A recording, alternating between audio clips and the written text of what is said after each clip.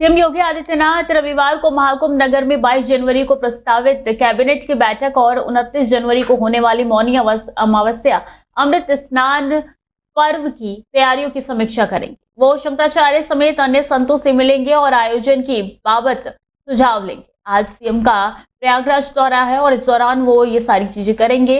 वो विभिन्न प्रदर्शनियों का अवलोकन भी करेंगे। मुख्यमंत्री का हेलीकॉप्टर अरेल में अपराह्न करीब 12 बजे के करीब उतरेगा। वहां से परामर्थ निकेतन शिविर में जाएंगे और स्वामी चिदानंद मुनि से मुलाकात करेंगे। इसके बाद पर्यटन प्रदर्शनी, ODOP, walk through gallery, police gallery, संविधान गैलरी का अवलोकन करेंगे। इसके बाद दिन में करीब 1:30 बजे ICCC में मौनी अमावस्या और कैबिनेट की बैठक की तैयारियों की समीक्षा करेंगे। जल्द ही प्रधानमंत्री नरेंद्र मोदी का भी कार्यक्रम प्रस्तावित है। मुख्यमंत्री इस बाबत भी तैयारियों को परखेंगे। इसके बाद वो सेक्टर 7 में NCJDCC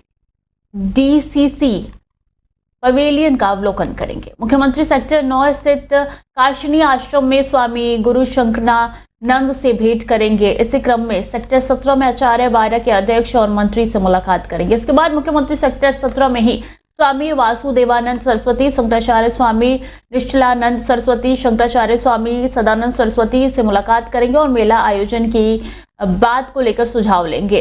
इसके बाद करीब 5:15 बजे वो बमरौली एयरपोर्ट से लखनऊ के लिए रवाना हो जाएंगे। और सैफ अली खान पर 15 जनवरी की रात उनके घर में हुए हमले को लेकर मुंबई पुलिस ने रविवार सुबह एक प्रेस कॉन्फ्रेंस की। मुंबई पुलिस के डीसीपी दीक्षित गेदाम ने मीडिया को बताया कि एक आरोपी को थाने से गिरफ्तार किया गया है। उसकी पहचान मोहम्मद शरीफुल इस्लाम शहजाद के रूप में हुई है। प्राथमिकी जांच के बाद हमें ये साक्ष्य मिले हैं जिससे हम कह सकते हैं कि आरोपी बांग्लादेशी मूल का है। हम थोड़ी देर में उसका मेडिकल कराएंगे और उसके बाद कोर्ट में पेश करेंगे। मुंबई पुलिस पूछताछ के लिए कोर्ट से आरोपी की रिमांड मांग करेगी। डीसीपी दीक्षित गेदाम ने बताया है कि आरोपी के पास से भारत का कोई भी वैध दस्तावेज नहीं मिला है, इसलिए पुलिस ने उसके खिलाफ पासपोर्ट एक्ट के संबंधित धाराओं में केस दर्ज किया है। आरोपी से पूछताछ चल रही है। वो 5 से 6 महीने पहले मुंबई आया था और एक हाउस कीपिंग एजेंसी में काम करता था। ये पूछे जाने की क्या आरोपी पहले भी सैफ के घर में आ चुका है। डीसीपी गेदाम ने कहा कि इस बारे में अभी हमारे पास कोई भी पुख्ता जानकारी नहीं है, लेकिन हमें लगता है कि चोरी के इरादे से वो पहली बार सैफ के घर में घुसा था।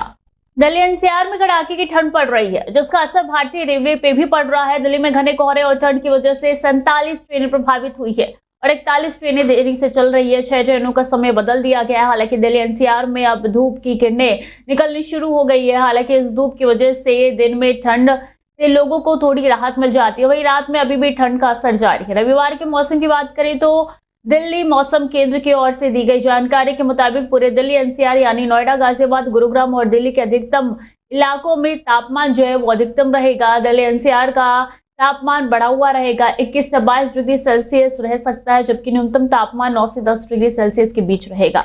मौसम विभाग के अनुसार दिल्ली एनसीआर में हल्की धूप खिली रहेगी। हालांकि इस दौरान बादल आते जाते रहेंगे। वहीं कुछ जगहों पर सुबह शाम घना कोहरा भी छाया रह सकता है, संभावना जताया गया है। वहीं दिल्ली एनसीआर से हवाएं भी चलेगी, जिससे लोगों को ठंड से निजात मिलेगी। बता दें कि मौसम विभाग ने 22 और 23 जनवरी को पश्चिमी विक्षोभ की वजह से दिल्ली एनसीआर में बारिश की संभावना जताई है। वहीं बारिश के बाद दिल्ली एनसीआर में एक बार फिर से ठंड बढ़ सकती है। हालांकि मौसम विभाग का कहना है कि इसके कुछ दिनों बाद ठंड से राहत। डोनाल्ड ट्रंप 20 जनवरी को अमेरिका के राष्ट्रपति की शपथ लेने वाले हैं। इसके साथ ही 20 जनवरी को नवनिर्वाचित राष्ट्रपति डोनाल्ड ट्रंप के शपथ के साथ पदभार संभालने और उनके प्रशासन के पहले हफ्ते में भी झंडे आधे झुके रहेंगे। 20 जनवरी को नवनिर्वाचित डोनाल्ड ट्रंप के शपथ ग्रहण के दिन लगभग 7,800 गार्ड सैनिक विभिन्न राज्यों और अमेरिकी क्षेत्रों से वॉशिंगटन में ड्यूटी पर होंगे। ये सैनिक पहले ही वॉशिंगटन पहुंचने लगे। अधिकारियों के अनुसार सेना, नौसेना और वायुसेना के सैन्य प्रमुख संबंधित सेवाओं के कार्यवाहक के रूप में पदभार संभालेंगे। ये प्रथा है कि राष्ट्रपति पद के शपथ ग्रहण के समय सभी वर्तमान राजनीतिक नियुक्तियों वाले मंत्री और अधिकारी अपने पद से इस्तीफा दे देंगे, जो 20 जनवरी को दोपहर 12 बजे से प्रभावी होगा। इसके कारण रक्षा विभाग में सैकड़ों पद खाली हो जाएंगे, जिनमें कई ऐसे पद भी होंगे जिन्हें सीनेट की मंजूरी की आवश्यकता होती है। अमेरिका में नवनिर्वाचित राष्ट्रपति को शपथ दिलाने का जिम्मा अमेरिका के मुख्य न्यायाधीश यानी कि chief justice of the United state के पास होता है। अमेरिकी सर्वोच्च न्यायालय के प्रमुख की अगुवाई में नए राष्ट्रपति अपने कर्तव्यों को संविधान के अनुसार निभाने की शपथ लेते हैं।